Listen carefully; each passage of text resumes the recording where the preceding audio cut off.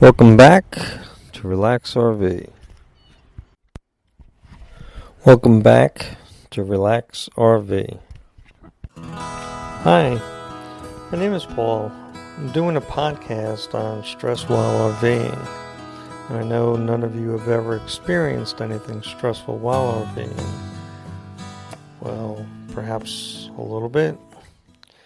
Now, stress means different things to different people, and what stresses one person out may just make another person laugh. And for that, I'm jealous. So let's talk about stress and RVing. Welcome back, everybody. Paul Sebastian. This is May 6th, 2022, Season 2, Episode 77. I'm sitting here in beautiful Kentucky, overlooking a pond, blue sky, birds chirping. Beautiful. So, we left Johnson City. I think that's where we left you off at on April 25th. And we arrived in Pigeon Forge, Tennessee. Took us an hour and a half to get there. We pulled into the campground. They had no record of us reserving, nor for paying in advance for a spot for 3 nights. But they said no problem, and we got settled. We picked up our delivery package, and they said it's been sitting here for 3 days, and they had no idea who Paul Sebastian was. So they just let the valve sit. So, we pulled into our site. I ripped open the package, pulled out the old valve out of the pump, put the new valve in. Super simple. The old valve was leaking a little bit of fluid, so I cleaned up the mess and filled up the reservoir with automatic transmission fluid, which is what Lippert recommends. I then put down the right side jacks to see if the left jack would go down, and it didn't, so yay.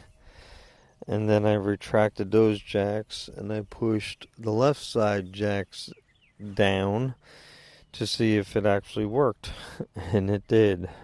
Yay. So the jacks are fixed. Not bad. We dumped our tanks, hooked up, relaxed for a little bit. It was 86 degrees. We then drove around Pigeon Forge. The problem with Pigeon Forge, we found, was that you had to drive. If you wanted to see something, you had to drive there. You couldn't just walk around town. There is a trolley that'll take you around, and we're not trolley people. We like going at our own pace. But so we drove around a little bit. We found a couple of distilleries, a couple of wineries, and I think all of the distilleries and wineries gave you free samples. In fact, too many. We found that their wines, they tend towards the sweet, I guess because we're in the South here. They like their tea sweet, and I guess they like their wine sweet. We found the muscadine wine was very popular here, and I like muscadine wine. We discovered that 2 years ago on our Florida trip, and I liked it then, and I like it now.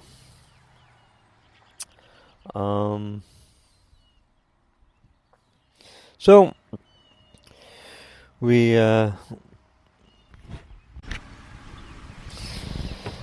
went back to the rig. Sorry about that. The truck was going by and I hid the microphone. So anyway, we went back to our rig, set up the grill. One of our Boondocker Welcome hosts suggested cooking quesadillas on the grill. We had never done that. So we figured, let's give it a shot. We did it today, and I'll tell you what, we're hooked. So while going around Pigeon Forge, I got some pictures.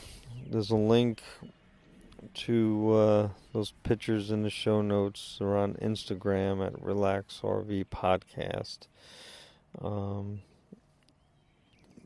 Pigeon Forge sits really close to the Smoky Mountains, so you can see the mountains in the background.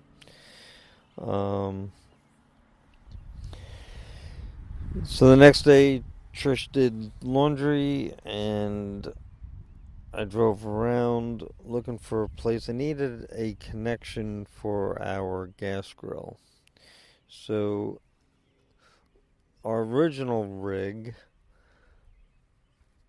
had an extended stay connection, a T at the propane tank prior to the regulator. So that was a very easy hookup. I just ran a line through the rig out to the passenger side to the basement compartment, and we would hook up our grill to our propane tank. This rig, when we bought it, had a connection in the back, and what Thor did was when they installed it, they put it after the regulator on the tank. So our propane grill has a second regulator on it, or a regulator on it. So now we're running propane through two regulators, and the flow isn't very high. I tried swapping out last year, putting in a high flow regulator, and that helped. The grill will now get up to like 400, 450 degrees, and it is faster than even it was, than it was on the original rig. But it's still not getting hot enough if it's windy out or if it's really cold out. So what I'm looking to do is take off that regulator off of the grill and just do a quick disconnect. I have all the propane parts at home sitting in the garage. Why I didn't throw them in the grill, in the rig, sorry, I don't know, but I didn't. So I was looking for one of the adapters, and nobody has it around, so oh well. It's going to have to wait till we get home.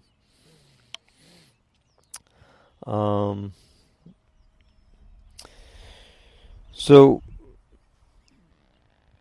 the grill that we use is a Weber grill, and Trish had given it to me for my retirement party or present, and we've had it for almost 5 years now, and we love the Weber grill.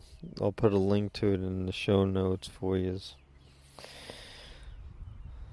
So that night, the rains came in, and it brought with it a cold front. It was 20 degrees colder the next day compared to the previous day. The rain stopped around 1 o'clock,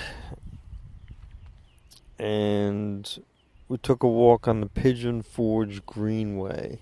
It's a walkway that follows the West Prong Little Pigeon River. And I'll put a link to the walkway. And it was pretty. It was nice. Walked for a couple of miles, a few miles. So we found Pigeon Forge to be a pretty expensive area. Very, very touristy. Not really our cup of tea, but if you have little kids, teenagers, definitely visit Pigeon Forge. I'm sure they'll love it. So the next day we went down a little south, a little closer to the Smoky Mountains, to Gatlinburg. And we liked Gatlinburg a bit better than Pigeon Forge. And the reason for that is they actually have sidewalks, and it's actually like a little town, or a big town. And you can walk the sidewalks from store to store or attraction to attraction. Pigeon Forge, the one upshot was you could park in any of the parking lots and go visit whatever you wanted to visit. In Gatlinburg, nope. Find a parking lot or a parking garage, pay the $1 or 15 of them, and leave the car, which is what we did. We walked about a block and we saw the Gatlinburg Skylift Park. It was expensive, but we figured we'll never be back to Gatlinburg, so might as well experience it. Basically, we took a chairlift to the top of the mountain. The Skywalk, which is basically a suspension bridge from one hilltop to another. Great views from up there. They had a huge gas-fired fire pit with lots of seats around it. I would imagine in the summer this place would be mobbed. But here it is late April, and it wasn't bad at all. We then took the chairlift back down to the bottom. We walked around town, popping in and out of shops, getting some free samples of wine.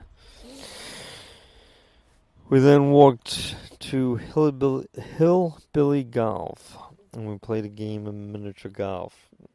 Now, 2 years ago, we stayed in the Smoky Mountains. We drove through Gatlinburg, and this was one of the things that we saw. We said, if we ever come back to Gatlinburg, we'll have to play a round of miniature golf there. So it has 2 different golf courses, and you take a little cable car up to the top of the hill, like a little tram, and when you get to the top, you get off, and then you play miniature golf coming back down the hill. Very unique, really nice course actually, and we really enjoyed it. So the playing golf gets you about halfway back down the mountain, or the hill, and you take the tram car back down the rest of the way. I'll put a link to the pictures that I took up there in the show notes.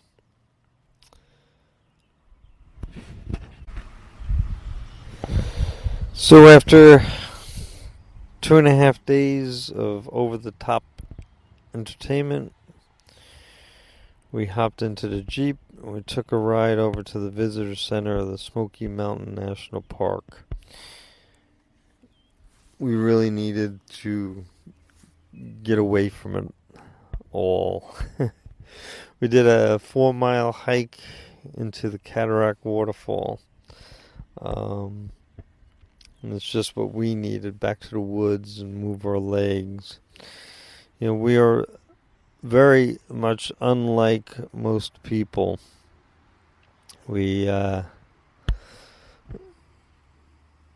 Most people would not be leaving Gatlinburg or Pigeon Forge to do a hike in the woods. But that's what we needed, and that's what we did. Gotta meet you.